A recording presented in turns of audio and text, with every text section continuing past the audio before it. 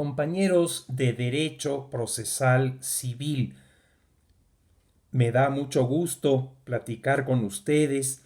He recibido mensajes de muchos de ustedes en que quieren saber cómo va a ser el examen o los exámenes, uno parcial y luego final primera vuelta y final segunda vuelta.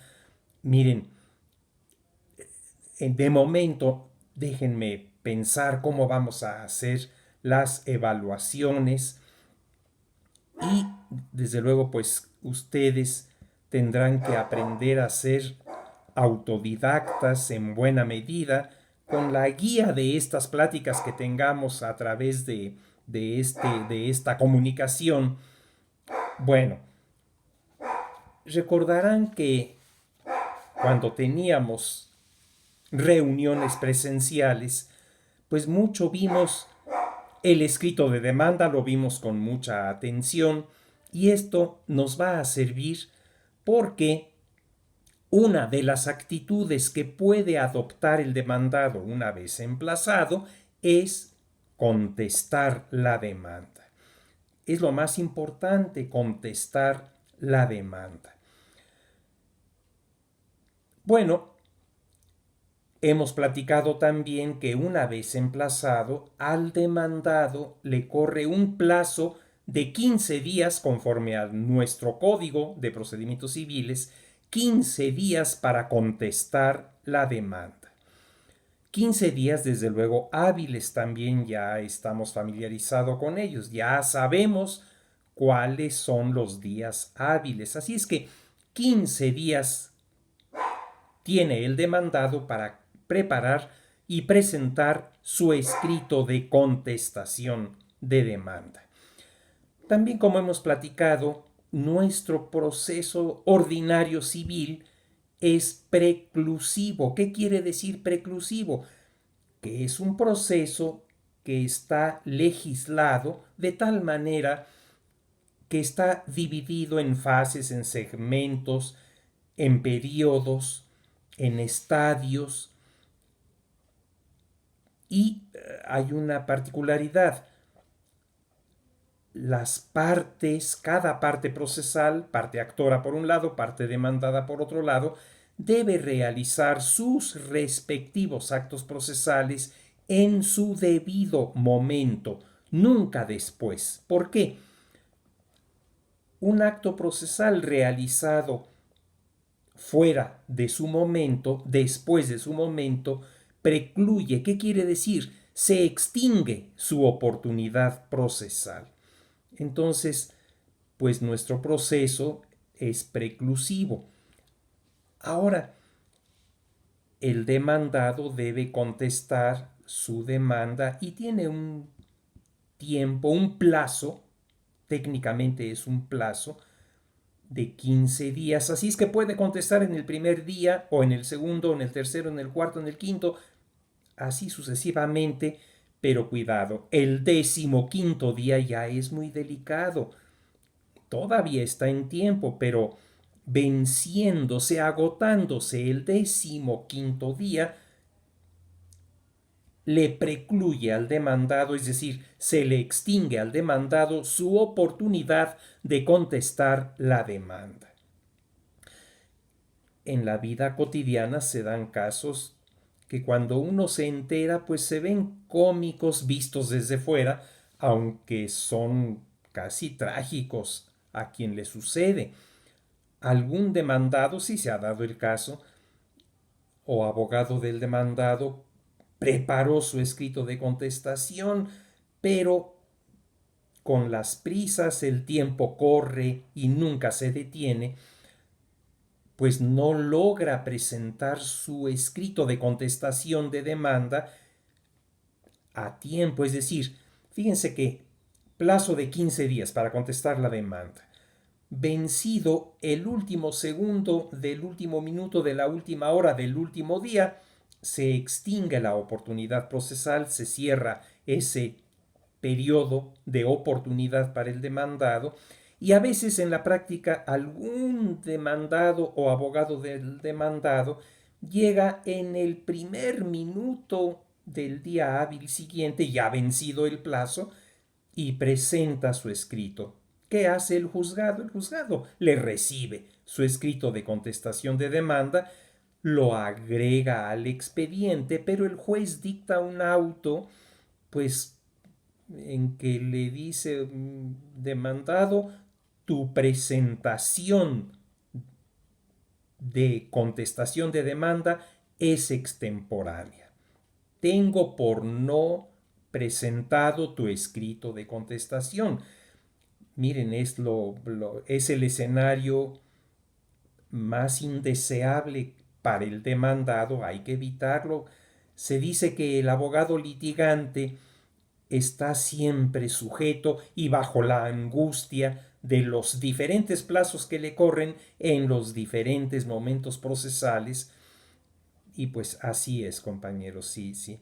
La dimensión temporal es el tormento de los abogados litigantes. Bueno, pero vamos a imaginar, a pensar, el demandado presentó en tiempo su escrito de contestación de demanda. Ojo, si ese demandado tiene documentos con los cuales se va a defender, debe acompañar a su escrito de contestación todos sus documentos, todos los que tenga. Cuidado, porque aquí también hay una preclusión, ¿eh? ¿Se acuerdan que el actor también presentó documentos? Bueno, ahora es el momento en que el demandado debe presentar conjuntamente con su escrito de contestación de demanda todos sus documentos. Bueno, ¿qué requisitos debe contener el escrito de contestación de demanda? Recordarán ustedes que vimos en su momento con mucho detenimiento los requisitos del escrito de demanda, los analizamos y comentamos uno a uno. Bueno, pues podríamos decir que casi al 100%, los requisitos del escrito de contestación de demanda son idénticos, claro, adaptados a la circunstancia del demandado. Miren, por favor, lean, estudien, traten de memorizar en lo posible, pero sobre todo asimilen el artículo 260 de nuestro Código de Procedimientos Civiles para la Ciudad de México, antes Distrito Federal, y conforme avancen en la comprensión de este artículo, se van a dar cuenta de que en realidad equivalen, salvo algunos agregados, que ahorita comentaremos, equivalen, salvo algunos agregados, a los requisitos del escrito de demanda. Es decir, fíjense, también en alguna ocasión platicamos que todos los escritos, y lo explicamos esto al estudiar el escrito de demanda, todo escrito debe contener lo que se llama un rubro, es decir, esos datos que van en un ángulo superior derecho, generalmente derecho, y que contiene el rubro. En un primer renglón, nombre del actor; en un segundo renglón, la abreviatura versus, que quiere decir contra; en un tercer renglón, el nombre del demandado; ahora sí, en un cuarto de renglón, la clase de proceso de que se trate, la clase de juicio, es decir, la vía ordinario civil. Nosotros estamos desarrollando nuestras pláticas tomando como modelo arquetípico el proceso civil. ¿Qué más debe llevar el rubro? ¿Qué más debe contener? El número del expediente. Acuérdense que el demandado ya fue emplazado. Acuérdense que el demandado, al recibir el emplazamiento, recibió copia del escrito de demanda y copia de todos y cada uno de los documentos exhibidos por el actor. Bueno, también vimos que recibe el demandado copia de la cédula de notificación, y la cédula de notificación contiene en algún lugar, eso sí hay que revisarlo exhaustivamente, minuciosamente, la cédula de notificación expresa el número del expediente.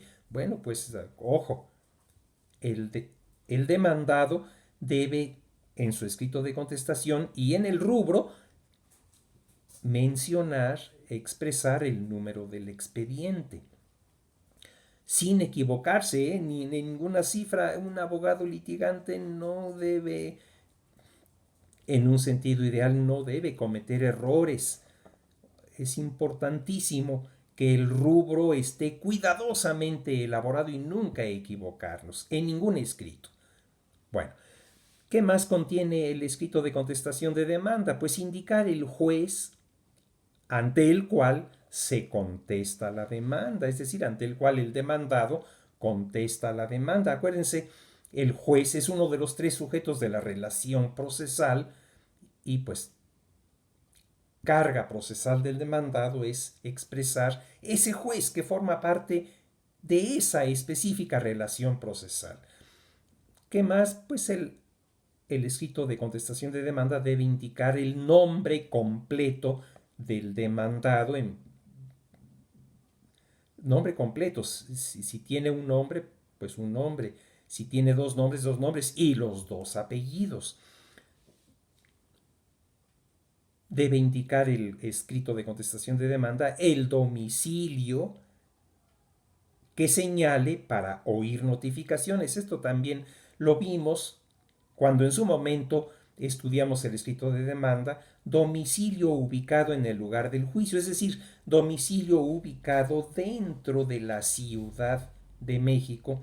¿Y qué pasa si un demandado no indica domicilio, o bien sí indica domicilio pero fuera de la Ciudad de México? Bueno, pues todas las notificaciones que se le hagan a ese demandado se le harán a través de boletín judicial,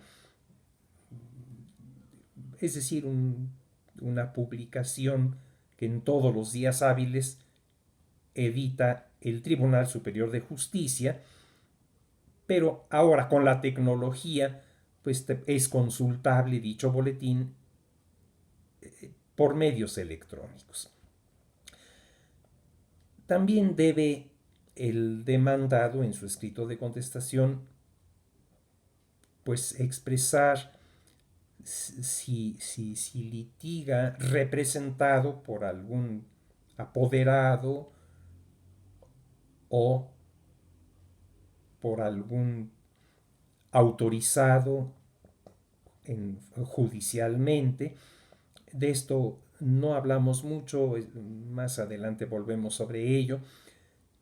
Y bueno, el demandado en su escrito de contestación pues debe referirse a las pretensiones exigidas por el actor, pues para oponerse a ellas, bueno, ya sea que se oponga o que se allane.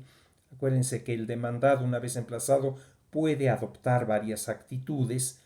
Una de ellas es el allanamiento, pero ahorita sobre eso regresaremos un poco más adelante.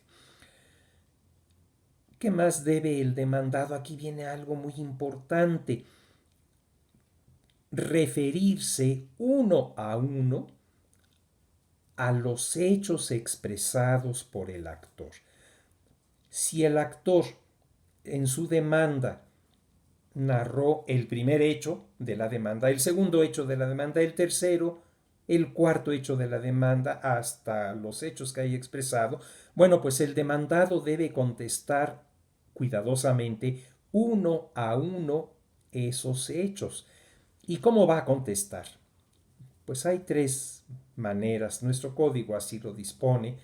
Confesar ese hecho específico que está contestando el demandado o negar ese hecho específico que está contestando el demandado. O bien la tercera posibilidad es de hacerle ver al juez en la redacción de ese hecho en que el demandado se refiere al hecho correlativo del escrito de demanda, pues este hecho no me atribuye nada que sea propio mío. Ahorita lo explicamos. Miren, por ejemplo, que el demandado haya dicho en su escrito inicial de demanda, en el hecho 1 del actor, en tal día de tal mes de tal año, el demandado fulano de tal y yo celebramos un contrato de arrendamiento que acompaña a este escrito de demanda. ¿Cómo puede el demandado contestar este hecho? Bueno, o lo confiesa o lo niega o dice que no es propio.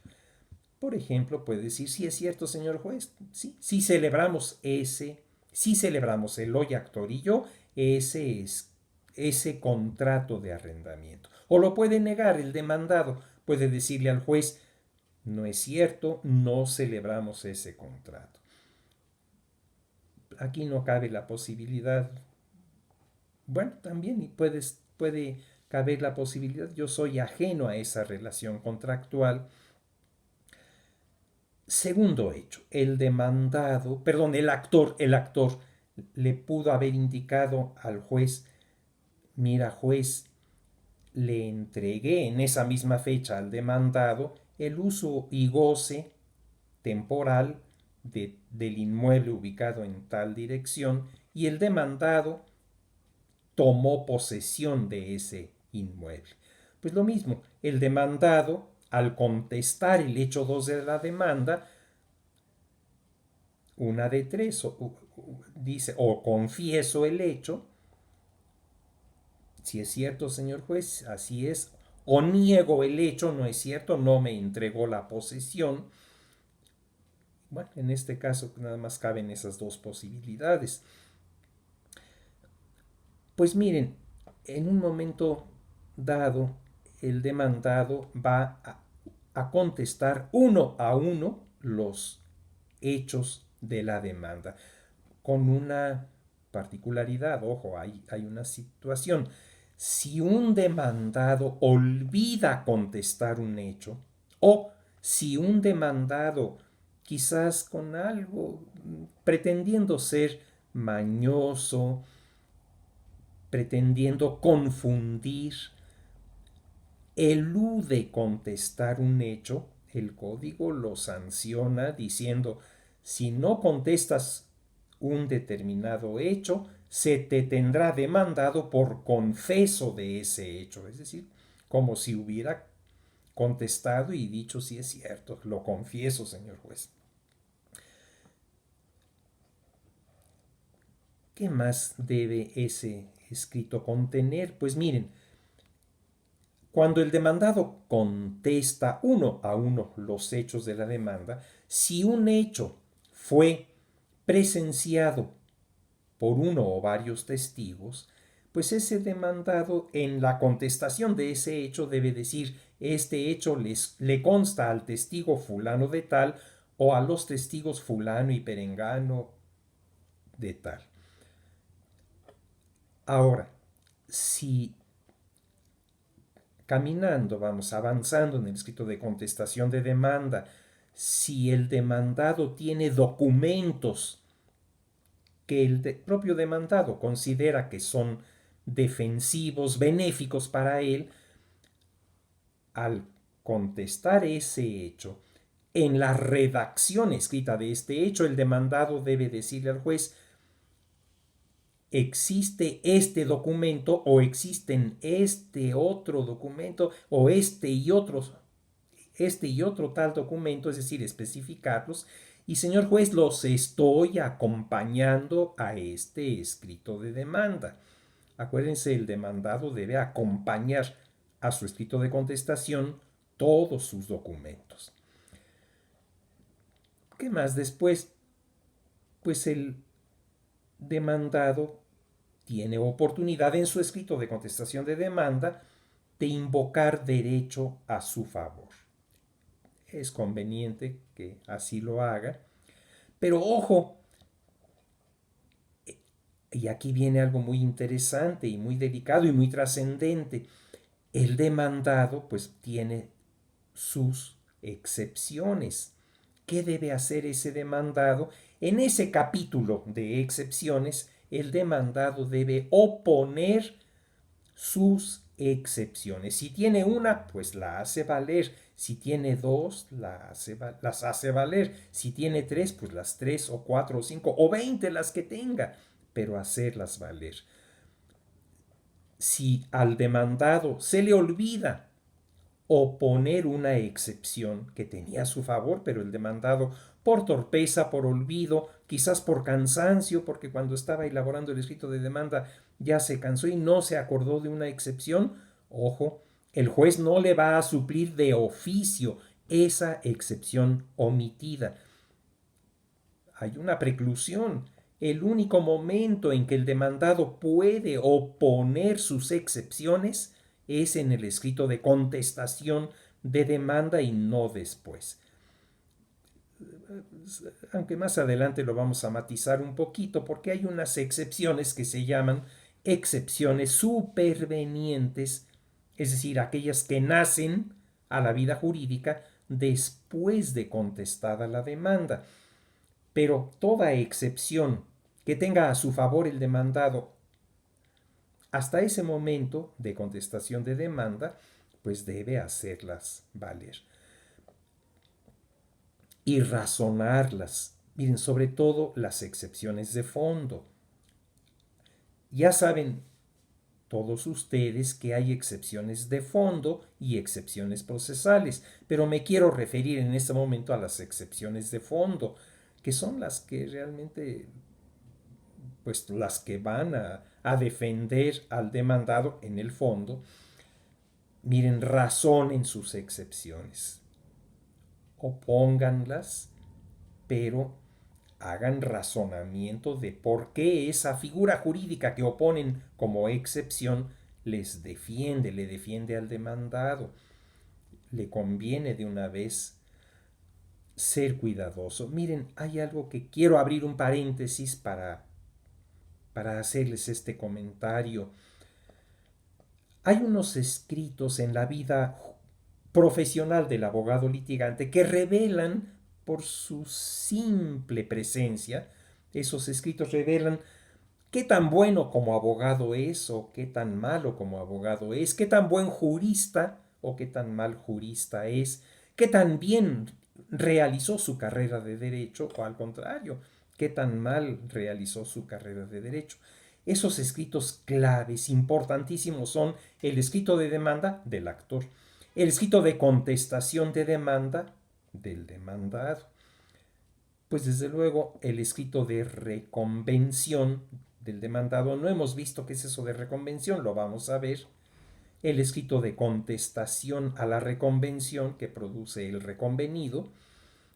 Repito, volveremos sobre la reconvención, ahorita no se preocupen. ¿Qué otros escritos importantes, delicados, trascendentes hay en la vida del litigante? Pues si ese asunto, una vez dictada la sentencia por el juez, le causa agravio a una de las partes, puede que a las dos, pues esa parte agraviada, que se siente agraviada, perjudicada, o esas dos partes, si es que ambas se sienten perjudicadas, cada uno tendrá que interponer recurso de apelación, pero llegará un momento, a lo mejor en el mismo escrito de apelación, en que tenga que expresar agravios. ¿Qué son los agravios? Bueno, mira, juez, yo soy parte en este proceso, dictaste sentencia, pero según yo, tú te equivocaste. Aplicas mal el derecho o valoraste mal las pruebas o tu sentencia es ilógica, es decir, contraria completamente al correcto razonamiento, razonado, valga la expresión. Bueno, pues a mí me agravia, me perjudica, tengo que expresar agravios, pero fíjense que el aspecto fino del litigante se ve aquí, en la expresión de agravios, porque con toda lógica y con toda técnica jurídica debe decir y demostrar a través del razonamiento por qué se equivocó el juez. ¿Y por qué es delicado? Porque el juez en un momento dado elevará al superior para que tramite la segunda instancia, es decir, para que tramite el recurso de apelación, y ahí es donde el superior va a analizar, a estudiar los agravios expresados por el abogado litigante. ¿Qué otro escrito revela la calidad del abogado que litiga? El escrito de amparo, llegado el momento de interponer el juicio constitucional de amparo, pues ahí también se ve la calidad del jurista, del abogado. Bueno, estábamos viendo, regresamos a nuestro escrito de contestación de demanda por parte del demandado. Debe oponer una a una todas sus excepciones, las que tenga a su favor. ¿Qué más debe contener el escrito de contestación de demanda? Bueno, la reconvención, si es que el demandado quiere reconvenir. Este es el momento. ¿Puede el demandado reconvenir en el mismito escrito de contestación de demanda? Es decir, termina de contestar la demanda. Ya terminó en el mismo escrito, formula reconvención. Yo sé que esto todavía puede resultar para algunos de ustedes un poquito complicado. No se preocupen, no hemos visto reconvención, la vamos a ver. Bueno, pues debe el demandado, si así lo decide, en ese momento interponer, es decir, sí, interponer la reconvención. En la práctica diaria he visto abogados litigantes que presentan su escrito de contestación de demanda y acompañan, presentados simultáneamente por separado, escrito de reconvención. Miren, les adelanto un poquito, la reconvención es una verdadera demanda, nada más que el demandado principal contesta la demanda. Ya terminó de contestar la demanda, se convierte en actor reconvencional para demandar para demandar a su contrario, es decir, para reconvenir a la parte contraria que se va a convertir en parte reconvenida. Pero volveremos a la reconvención. ¿Qué más debe expresar el escrito de contestación de demanda? Miren, en su caso, esto sí solo se producirá pues, en los casos en que así lo ameriten, no en todos. El demandado le puede pedir al juez: llama a este juicio a un tercero, concretamente al tercero fulano de tal.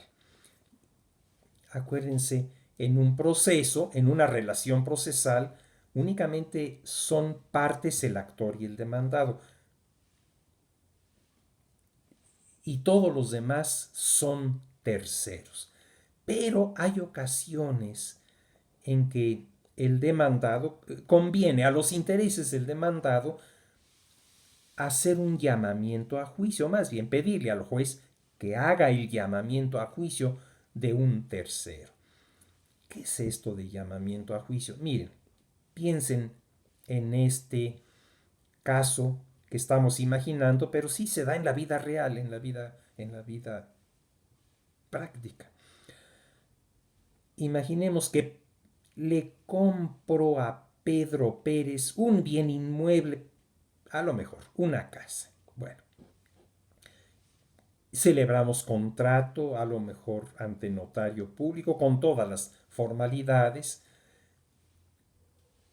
Mi nuevo título de propiedad, que va a ser la escritura notarial, pues el notario se va a encargar de inscribirla en el registro público de la propiedad. Bueno, yo ya me siento propietario porque le compré a Pedro Pérez, que me transfirió la propiedad de la casa que me vendió. ¿Y qué hago? Bueno, muy contento, muy feliz. Pues me instalo en la casa, instalo mi domicilio, ya estoy ahí instalado, a lo mejor un mes, 2 meses, un año. ¿Y qué creen? De repente viene por ahí un tercero, Juan García, que me reclama la casa, prácticamente me exige, oye, entrégame la casa porque yo tengo mejores derechos que tú. ¿Cómo que tienes mejores derechos que yo? Pues si yo la compré y la pagué y tengo mi escritura de propiedad inscrita en el registro público, pues tú podrás decir y sentirte propietario, pero yo tengo mejores derechos sobre la casa. ¿Y qué creen? Me demanda este tercero, Juan García. Es un tercero porque en este momento es ajeno a la relación procesal.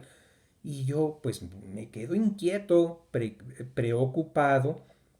No vaya a ser que de veras este Juan García tenga mejores derechos sobre la casa y me gane este litigio, me venza. Y no vaya a ser que el juez me condene pues a que yo le entregue la casa a Juan García. Dirán ustedes, bueno, sí, pero usted tiene derecho, en ese caso, una vez que la sentencia cause ejecutoria y una vez que pierda la casa a manos de ese tercero, pues tiene derecho de demandarle al vendedor, a quien le vendió, el saneamiento, es decir, que le sanee la pérdida. Sí, sí es cierto, te voy a tener ese derecho. Pero miren, un proceso de primera instancia, después ese proceso pasa a la segunda instancia, casi seguro que se tramita el amparo, ahí se van mínimo 3 años y si se complica se van más años. Y entonces imagínense ustedes que después de ese vía crucis, de primera instancia, segunda instancia y amparo, pierdo la casa a manos pues de Juan García, que tiene mejores derechos que yo, pues ahora sí voy a demandar al vendedor a quien le compré la casa y va a ser otro vía crucis, primera instancia, segunda instancia, eventualmente amparo, que casi siempre es segurito, con mucha probabilidad sí promueve a alguien el amparo, y vamos a suponer que le gano, que el juez condena a quien me vendió a sanearme la pérdida, pero se me fueron 3 años en un litigio en todos sus grados y otros 3 años en otro litigio en todos sus grados. Me puedo ahorrar matemáticamente un 50% de ese, de ese periodo de 6 años y, y bueno, como ya soy un demandado a quien Juan García está exigiéndole la entrega de la casa y como yo tengo cierto temor de que me gane, pues mejor le digo al juez, oye juez, llama a juicio al vendedor. Y si en sentencia me condenas a mí a perder la casa a manos del tercero que dice tener un mejor derecho, que esa misma sentencia condene a quien me vendió a sanearme la pérdida. Entonces, llamamiento a juicio.